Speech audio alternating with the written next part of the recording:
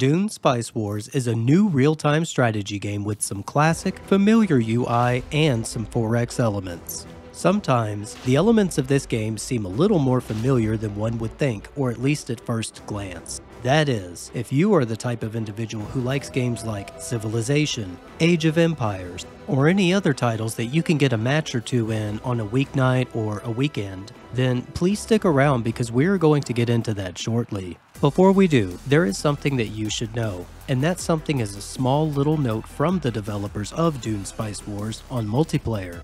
After watching this video today, you will know everything you need to decide for yourself if Dune Spice Wars, let's call it DSW from now on as much as we can, I'll try to remember, has multiplayer potential for yourself or you personally. I'm simply presenting some speculation based on my experience since I have covered and watched this game for some time, and followed it since its first whispers. I have waited a long time for this game to release, and even featured it in a video for upcoming games this year. Strap into your ornithopters because we are getting this video off the ground, starting right now. My first point is this. Dune Spice Wars, or DSW, may age well. What do I mean by this? I have a few notes here to share, but a friendly word of caution that I'm presenting a theory today, so I'm not here to preach the game's glory to you, like White Knight, Dark Knight, no, maybe a Grey Knight.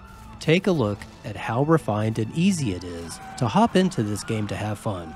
It is easy to enjoy, but challenging to master.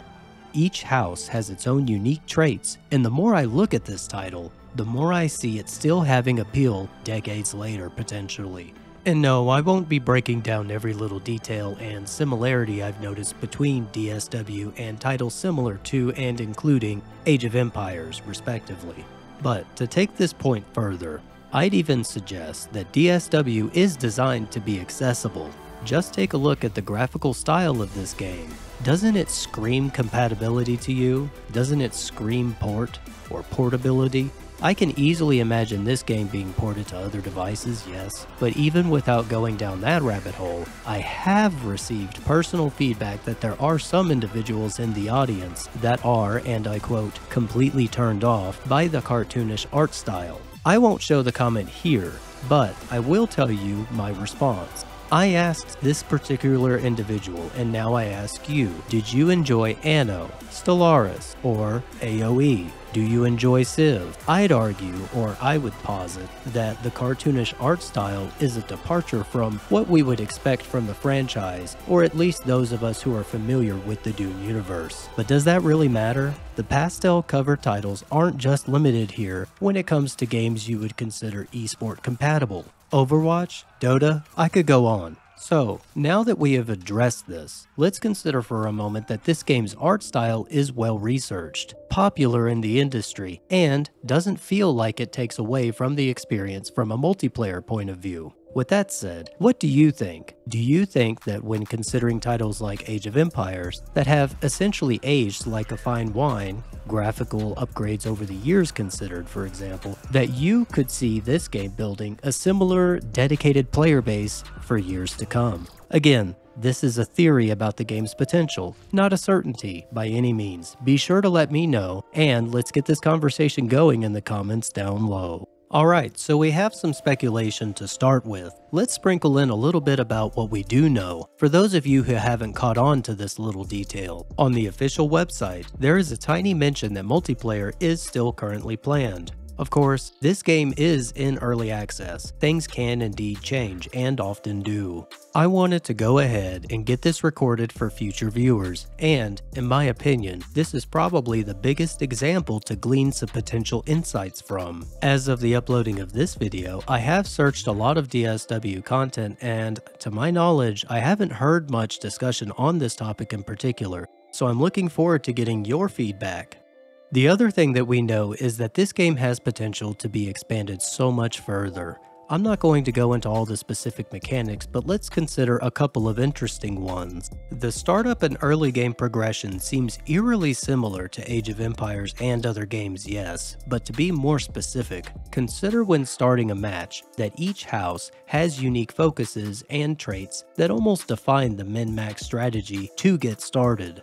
In titles like AoE, many experienced players can easily identify with this statement when considering the process for taking down local game while balancing food production, population, and housing construction. There are methods in these types of titles that are akin to chess, maneuvers, and playbooks, just like any other competitive sport or pastime. Dune Spice Wars has this element. There is so much more that we could compare with, but that should do for now because I've kept this close to my chest and I can't keep it to myself for any longer. The point is that I have a soft spot for the Dune universe as a lifelong fan and a student of science and science fiction. As an educator, business owner, space game, base building, strategy game loving creative, I have a feeling that if DSW is developed and marketed correctly, we could see a new long-lasting alternate in the similar gaming space. If you have seen my channel before, you know that I'm all about searching for titles that have long-term playability potential. Continuing the point, even if this video completely flops since I have never really done one like it,